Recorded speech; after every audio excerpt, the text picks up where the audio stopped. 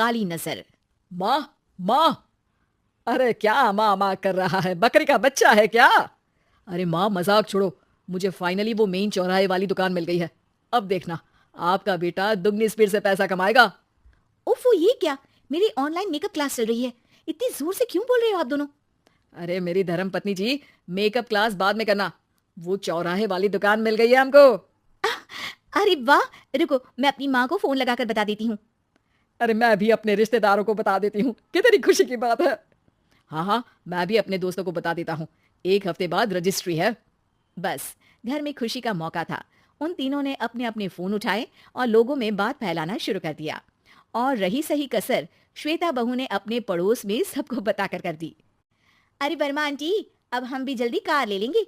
घर का रेनोवेशन होगा और ठाट से रहेंगे हम भी। अरे ऐसा क्या हुआ? लॉटरी बाटरी लग गई है क्या? अरे इस बार चौराहे वाली मॉल में हमको भी दुकान मिल गई है। दुकान नंबर 21, जो एकदम चौराहे पर है।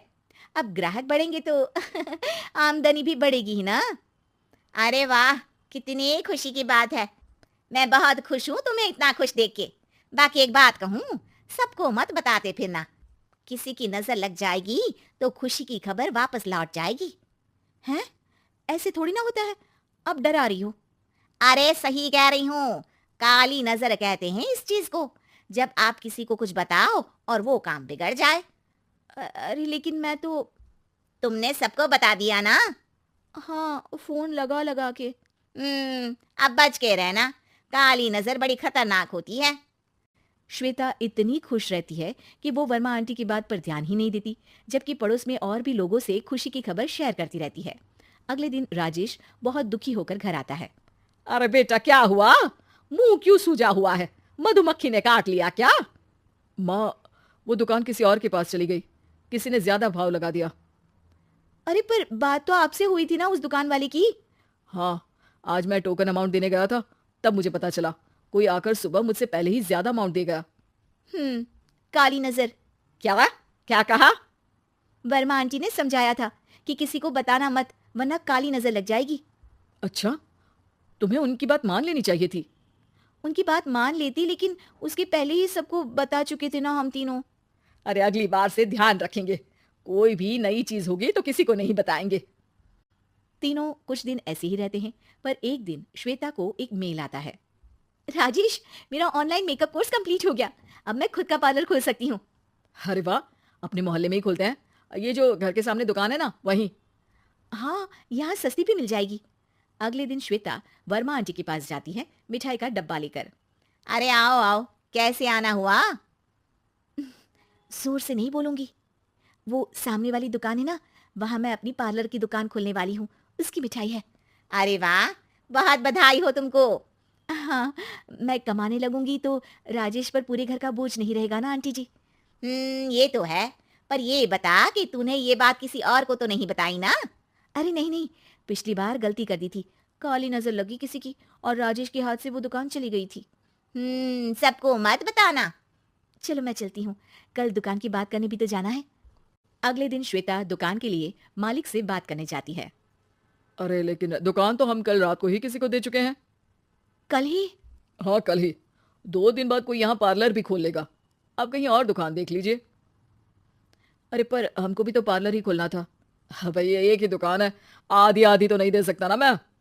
राजेश और श्वेता घर पर हताश होकर आ जाते हैं। इस बार तो किसी को बताया भी नहीं था, अब किसकी काली नजर लग सकती है? सुनो, तुमने माँ को बताया था क्या? अरे कैसी बात कर रही हो? माँ की नजर थोड़ी ना लगेगी। पक्का तुमने किसी को नहीं बताया था ना? सिर्फ वर्मा आंटी को बताया था। उन्होंने ही मुझे किसी को नहीं बताने को कहा। अरे यार, तुम भी सही हो। मेरी माँ को नहीं बताने को कह रही हो, पर वर्मा आंटी को बताना तुम्हें जरूरी लगा। अरे वर्मा आंटी ने ही तो काली नजर के बारे में बताया था ना।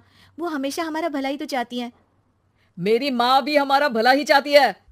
अरे पर चिल्ला क्यों रहे हो? बात नहीं कर सकते क्या आराम से? नहीं आता हूं आराम से बात करना, और करना भी नहीं चाहता हूं मैं। दुकान जाने का दुख गुस्से में बदल गया था और राजेश और श्वेता में बात बंद हो गई थी। 2 दिन बाद मोहल्ले में पार्लर का इनॉग्रेशन हुआ, जिसमें मोहल्ले के सभी लोगों को बुलाया गया, पर श्वेता, राजेश और माँ नहीं जाते। माँ, अंदर आ जाओ। क्या देख रही हो? अरे नया पार्लर देख रही हूँ अपने आंगन से। देखो, माँ को दूसरे का सुख देखने में कितना मजा आ रहा है, मेरा दुख नहीं दिख रहा इन्हें। यहाँ मेरा पार्लर भी तो हो सकता था। अरे चुप रहो यार, हर बात में लड़ाई क्यों ढूंढ रही हो? राजेश और श्वेता फिर बहस करने लगते थे। तभी माँ ने दोनों को बाहर बुलाया। अरे जरा देखो तो दुकान चलाने वाले का बोर्ड पर नाम क्या लिखा है? श्रुति वर्मा।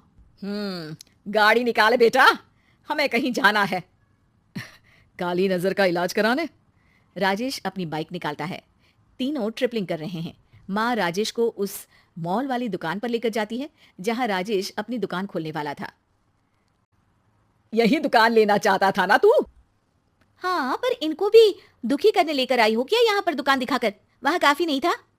अरे श्वेता, थोड़ा सब्र रख, अभी पता चलेगा कि हम यहाँ क्यों आए हैं।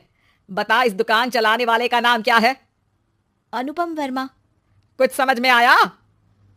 वो दुकान वाली श्रुति वर्मा, ये दुकान वाला अनुपम वर्मा, और हमारे पड़ोस में हमने उस दुकानों के बारे में बताया किसको था? वर्मा आंटी को। मतलब वर्मा आंटी ही हमारा काम बिगाड़ रही है? नहीं नहीं, ऐसा नहीं हो सकता, ये बस इत्तेफाक है। राजेश अपना फोन निकालता है और श्रुति वर्मा और अनुपम वर्मा के नाम फेसबुक पर सर्च करता है, जहां ये दोनों ही वर्मा आंटी के रिश्तेदार होते हैं। श्वेता को समझ में आ जाता है कि वर्मा आंटी की ही नजर काली नजर है। अब क्या करना है? कोई भी खुशी की खबर हो तो काली नजर से बचना है, यानी वर्मा आंटी से बचना है। अरे पर मुझे ये समझ में नहीं आया कि वो हमारे साथ ऐसा क्यों करेंगी? अरे बेटा, एक सीख है, दूर के आदमी को आपकी तरक्की से कम परेशानी होगी, पड़ोसी को ज्यादा। दोनों माँ की बात में हामी भरते हैं और अगला काम चुपचाप करने की कसम खाते हैं, ताकि आगे से वर्मा आंटी कोई काम ना बिगाड़ सके।